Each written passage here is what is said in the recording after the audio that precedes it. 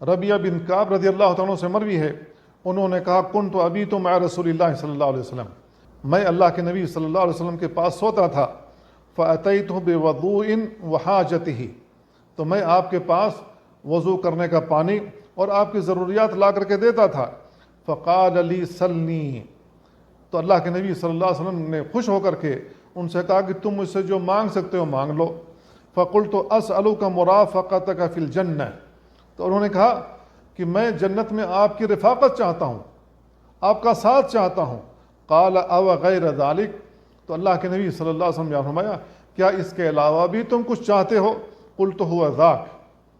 تو وہ کہتے ہیں کہ میں نے کہا کہ بس یہی چاہتا ہوں، تو اللہ کے نبی صلی اللہ علیہ وسلم بیان فرمایا فَأَعِنِّي عَلَى نَفْسِكَ بِكَثْرَةِ السُّجُودِ،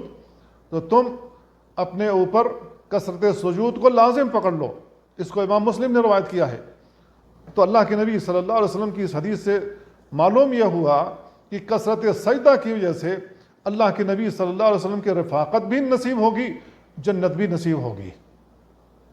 اللہ کے نبی صلی اللہ علیہ وسلم کی رفاقت نصیب ہو جائے، اس سے بہتر بات اور کیا ہو سکتی ہے؟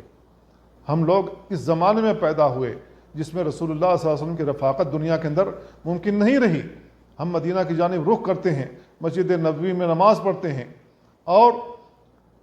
اس انداز سے نگاہ ڈالتے ہیں نبی کریم صلی اللہ علیہ وسلم کے گھر کے اوپر کہ کاش کہ اللہ کے نبی صلی اللہ علیہ وسلم زندہ ہوتے، موجود ہوتے، اللہ کے نبی صلی اللہ علیہ وسلم جو حکم دیتے ہم بھی اس کو کر لیتے، اس کو بجا لاتے،